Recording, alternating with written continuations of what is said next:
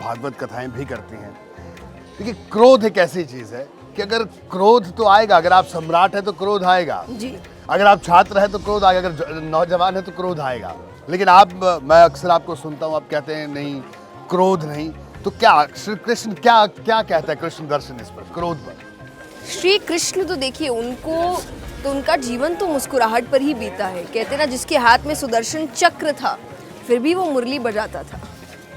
कि चलाने को वो सुदर्शन चक्र हर वक्त चला सकते थे, फिर भी वो अधिकतर समय मुरली बजाते रहे। क्यों? क्योंकि क्रोध में हम सभी जानते हैं, गीता जी में भी जब ये बात आती है कि क्रोध एक ऐसी चीज़ है, 3 द्वार है नरक के, जिसमें से एक द्वार क्रोध है। तो क्रोध नरक का द्वार खोलता है। क्यों? क्योंकि पहली चीज़ वो, आप जिसे हम बैलेंस की बात कर रहे थे, आपका संतुलन बिगाड़ता है। आपके जीवन में जो एक संतुलन है, एक बैलेंस है, वो तुरंत उस चीज़ को पूरा नष्ट कर देता है क्रोध। तो सबसे पहली चीज़, क्यों नहीं करना चाहिए क्रोध? क्योंकि आप संतुलित नहीं होते। मैं हमेशा एक बात कहती हूँ कि लोग कहते हैं हम तो ऐसे बड़े अच्छे हैं, बस जब गुस्सा आए तो अंदर का राक्षस बाहर आ जाता है। तो मैं एक ही बात कहती हूँ, मतलब राक्षस रहता है, राक्षस है कि आपके अंदर एक राक्षस है, तभी तो वो बाहर आएगा ना। अगर राक्षस अंदर होगा नहीं तो बाहर क्यों आएगा? तो कृष्ण कैसे समझाते हैं ये, जिसे कहा जाए इस मैनेजमेंट को, जो क्रोध पर नियंत्रण रखना, कैसे बताते हैं कृष्ण? कृष्ण एकदम रूट कॉज बताते हैं। जब गीता जी की बात आती है कि सबसे पहली चीज़ ही क्या है कि इच्छा, एक इच्छा होती है। अब आगे जाके नेक्स्ट स्टेप क्या आता है कि इच्छा अब आपको पूरी करनी है। अब वो इच्छा सही भी हो सकती है और गलत भी हो सकती है, पर व्यक्ति को जब इच्छा मन में आ गई, डिज़ायर आ गया, उसको लगता है अब तो मुझे पूरा करना है, तो भगवान उसी वक्त बताते हैं कि इच्छा जैसे ही आई तभी आप उसका आंकलन कीजिए, अपने आप से प्रश्न कीजिए कि क्या ये इच्छा सही है, क्या ये इच्छा पूरी करने लायक है, क्या ये इच्छा मेरे लिए ज़रूरी है। तो रूट कॉज यही है, क्योंकि अब आगे जाके आप इच्छा को पूरी करने की कोशिश कर रहे हैं, अगर वो गलत इच्छा है तो आपके साथ गलत वापसी होगी। जब आपके हिसाब से काम नहीं होता तो आपको गुस्सा आता है। ये धीरे धीरे आया ना, पहले तो इच्छा आई, उसको पूरे करने की कोशिश की। अच्छा, आप ये बताइए कि आपको मैं देखता हूँ, आपके जितने हम वीडियोस देखते हैं या आपको कभी देखते हैं, आपसे मिलना भी हुआ, आप मुस्कुराते रहते हैं, आपको भी गुस्सा आता है कभी? जी, सच बताइएगा। हाँ बिल्कुल, हाँ बिल्कुल गुस्सा आता है, पर जैसा मैंने कहा, गुस्सा आपके लिए अच्छा नहीं है। और मैं हमेशा एक बात कहती हूँ कि गुस्सा देके हम खुद लाते हैं, आता नहीं है। क्योंकि अगर आना होगा तो सब पे आएगा, व्यक्ति देख कर नहीं आएगा। क्योंकि आपके कहते हैं ना कि आपके बॉस आप पर चिल्लाए तो आप उस पर नहीं चिल्लाते, आप वहाँ गुस्सा नहीं दिखाते, वहाँ आप शांत खड़े रहते हैं, लेकिन वो गुस्सा आप कहीं और आगे ज़रूर उतारते हैं। जी। तो शायद इसीलिए मैं कहती हूँ कि गुस्सा हम लाते हैं जहाँ हमको लगता है कि ये सही जगह है, यहाँ पे हम गुस्सा कर सकते हैं, यहाँ व्यक्ति मुझसे कमज़ोर है, या यहाँ मैं कुछ कहूँ तो सामने वाला जवाब नहीं देगा। तो वही बात है कि वो दिमाग में मैं अपने रखती हूँ कि उसको हम साथ लेकर चलते हैं। हाँ, कि मैं ये बात अपने दिमाग में रखूँ कि जब मुझे गुस्सा आए, कि अगर परिस्थिति कुछ और होती तो क्या मैं गुस्सा करती? जी। तो मुझे ऐसा लगता है अगर उस वक्त नहीं करती तो इस वक्त भी मैं कंट्रोल कर सकती। जी। अच्छा, ये बताइए कि इन वृंदावन की इन गलियों में हम घूम रहे हैं, वृंदावन अपनी गलियों के लिए, और कहना शायद कभी इन्हीं गलियों में घूमते रहे होंगे, क्या कहेंगे इन गलियों पे? कुछ 2 पंक्तियां जो हम हर अपने एक एक जगह पर जाकर बात करें जिस बारे में। जी, इस पर तो कहते हैं, क्या कहूँ, वृंदावन की गलियों पर तो इतने भजन आते हैं, और कुछ भी जो आपको। आलिरी मोहे लागे वृंदावन नीको, सखीरी मोहे लागे वृंदावन नीको, लागे वृंदावन नीको, आलिरी मोहे लागे वृंदावन नीको। जी, बहुत खूब। तो जय जी, हम लगातार श्री कृष्ण पर बात कर रहे हैं जन्माष्टमी के इस मौके पर, और मुझे लगता है कि अब हम आगे चलते हैं जी, और वृंदावन के किसी और कोने में, और फिर से वृंदावन की गलियों में कृष्ण की तलाश में हम हैं, और शायद यहाँ के कण कण में कृष्ण के संदेश, कृष्ण की कथाएं सब व्याप्त हैं, उनकी लीलाएं व्याप्त हैं। तो आइए एक बार फिर से आगे चलते हैं और जानने की कोशिश करते हैं।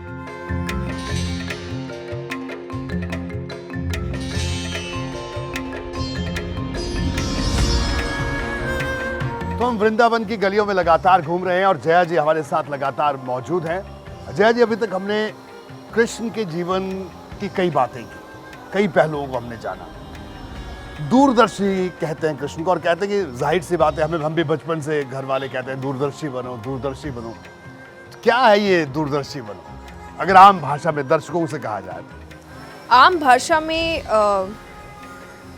कहा जाए तो जब कोई भी परिस्थिति आपके जीवन में आती है तो हम सिर्फ उस परिस्थिति को सोचकर ही अपना रिएक्शन देते हैं, लेकिन हमें भूल जाते हैं कि वो परिस्थिति कितने समय तक रुकने वाली है।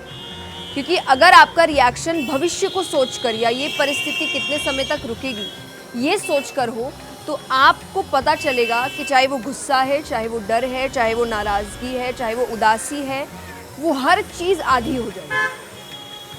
क्योंकि हो सकता है कुछ चीज़ें अभी आपके लिए बहुत दुखदाई है, बहुत तकलीफ़ देने वाली है, लेकिन आगे जाके 5 सालों में आपको फ़र्क भी नहीं पड़ने वाला उस बात से।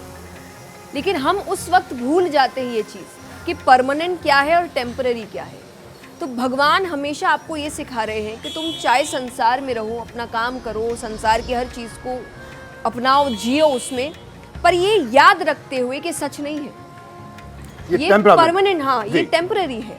तो जो चीज़ टेम्पररी है उसके लिए परमानेंट रिएक्शन क्यों देना। तो अमूमन हम लोग जब बात करते हैं कि ये बहुत आध्यात्मिक व्यक्ति हैं, आध्यात्मिक महिला हैं, बड़ा सा तिलक, धोती, कुर्ता, कहीं गेरुआ वस्त्र, कहीं सफ़ेद वस्त्र, तो आपका कहना है कि ये आध्यात्मिकता जो आवरण है आध्यात्मिकता का, ये और जो कृष्ण जिस आध्यात्मिकता की बात करते हैं वो अलग अलग है? देखिए, क्या कृष्ण को आपने ऐसा देखा है? कृष्ण ने तो सब कुछ किया है। क्या आप कह सकते हैं कृष्ण आध्यात्मिक नहीं थे? कृष्ण के पहनावे को अगर देखा जाए, कृष्ण की लीलाओं को अगर देखा जाए, कृष्ण की मौज मस्ती को अगर देखा जाए, उन्होंने अपने जीवन को भरपूर जिया, फिर भी योगीराज कृष्ण कहलाए। क्यों कहलाए? तो आध्यात्मिकता का मतलब ये कतई नहीं होता, मैं नहीं कह रही कि जो वैराग्य ले रहे हैं कि वो एक आध्यात्मिकता के रूप में नहीं जा रहे, वो उनका अपना तरीका है, वो मार्ग है। हाँ, लेकिन आध्यात्मिकता एक सोच है। आप जब लोग आते हैं ये कहने को कि हमें आध्यात्मिक बनना है, तो अब हम सब काम काज छोड़कर, मैंने कहा काम काज छोड़कर आध्यात्मिक नहीं बना जाता, आप काम करते हुए आध्यात्मिक बनिए, क्योंकि तभी असली परीक्षा है आपकी कि आप आध्यात्मिक है कि नहीं है। जब श्रीमद् भागवत में अम्बरीश राजा की कथा आती है कि भगवान ने सुदर्शन चक्र भेजा था उनके बचाव के लिए, तो ये बात राजा परीक्षित को भी अटपटी लगी, लेकिन सुखदेव जी उस वक्त यही समझाते हैं कि मैंने वैराग्य ले लिया, तुम मुझे सबसे बड़ा मानते हो, तुमको अटपटा लग रहा है कि एक वैरागी, इतना बड़ा वैरागी एक राजा की तारीफ क्यों कर रहा है जो ऐश्वर्य में रहता है। तो सुखदेव जी ने बड़ी सुंदर बात कही थी कि मैं तो सब कुछ छोड़ चुका, तब भगवान के पास गया तो कौन सी बड़ी बात है, लेकिन ये जो सब ऐश्वर्य के बीच रहकर इसके अंदर इतनी ताकत है, इतनी भक्ति है कि भगवान ने इसके बचाव में सुदर्शन चक्र भेज दिया, तो ये तो मुझसे भी बड़ा भक्त हुआ।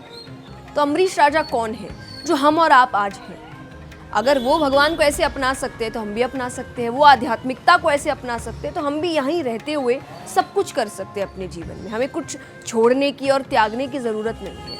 जी, नारी सम्मान की बड़ी बड़ी बातें होती हैं, और खैर हमारे देश में नारी सम्मान की परंपरा है, मैं इस बात को भी कहूँगा। तो श्री कृष्ण भी उस परंपरा के वाहक रहे, कैसे?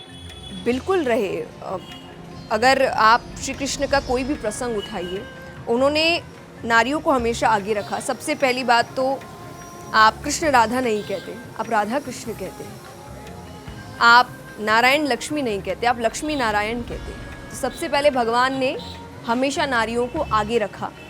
दूसरा, जब कई बार बात आती है कि लक्ष्मी जी विष्णु भगवान के चरण दबा रही है, तो कई लोग कहते हैं कि देखिए नारी तो चरण दबा रही है, पर वहीं दूसरी तरफ जब आते आप कितने ऐसे प्रसंग देखेंगे जहाँ पर श्री कृष्ण राधा जी की सेवा कर रहे हैं, उनके बाल बना रहे हैं, उनके चरणों में हैं।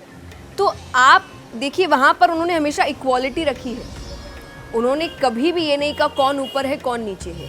तो मैं ये नहीं कहती कि आप नारी को ऊपर कर दो और पुरुष को नीचा कर दो, या पुरुष को ऊपर कर दो नारी को नहीं, उन्होंने हमेशा इक्वालिटी रखी है। जब हम शादी की बात करते हैं, मैं एक बहुत चाहे विनोद में ये बात कहे, हंसी मजाक में कहे कि भगवान पहले वैकुंठ धाम में रहते थे, पर जब शादी हो गई तो क्षीर सागर में रहने चले गए। क्षीर सागर क्या है? जहाँ से लक्ष्मी जी आई थी। देखा जाए तो भगवान तो घर जमाई बने। तो आज जिस चीज़ को हम लेके कि ये तो गलत है, ये अच्छी बात नहीं है, या ये सम्मान की बात नहीं है, जब भगवान ने ये काम किया है तो सम्मान कहाँ से फिर सम्मान नहीं सम्मान वाली बात हुई। तो भगवान ने हर वक्त, भगवान ने बस दो पुरुष स्त्री बनाए जिनको इक्वालिटी जिनके बीच रखी, समान भाव रखा। हमने आगे जाकर चीज़ें खराब की। गोपियाँ, भगवान ने गोपियों को जितना सम्मान दिया, भगवान ने शायद ही किसी को दिया, जितना प्रेम दिया। कहा जाता है ना, जिस प्रकार भगवान को गोपियों ने प्राप्त किया था, किसी ने प्राप्त नहीं किया जी। भगवान ने इतना सम्मान दिया। और वो सम्मान है, जो उस चीज़ को लेकर गलत भावना में जाते वो शायद भूल रहे हैं कि जिस व्यक्ति के बारे में आप बात कर रहे हैं वो परम पिता परमेश्वर है। आज हम सब चाहते हैं भगवान हमारे बीच आए, भगवान हमारे साथ नृत्य करे। हम जब कथाओं में जाते हैं, लोग धमाल में बड़ा नृत्य करते हैं, और मैं उनसे यही कहती हूँ कि मान लीजिए कि आप नृत्य कर रहे हैं और अचानक भगवान आपके बीच आ जाए, क्या आप पीछे हटेंगे? तो लोगों का जवाब होता है नहीं। मैं स्त्रियों से पूछती हूँ, क्या आप डर जाएंगे? मैंने कहा नहीं। तो मैंने बोला, जब आपको ये चीज़ खराब नहीं लग रही तो आपको फिर जब रास लीला होती है वो खराब क्यों लगती है?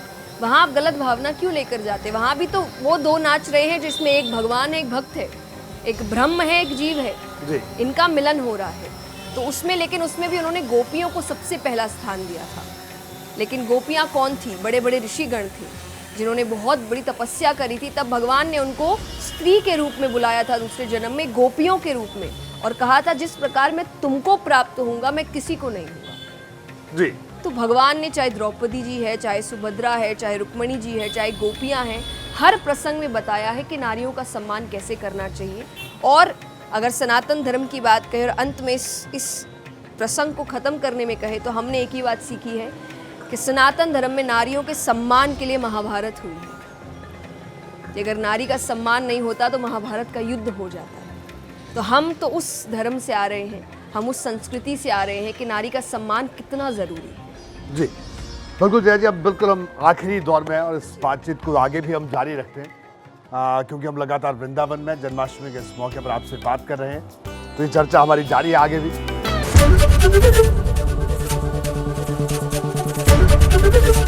एबीपी गंगा, खबर आपकी, जुबान आपकी।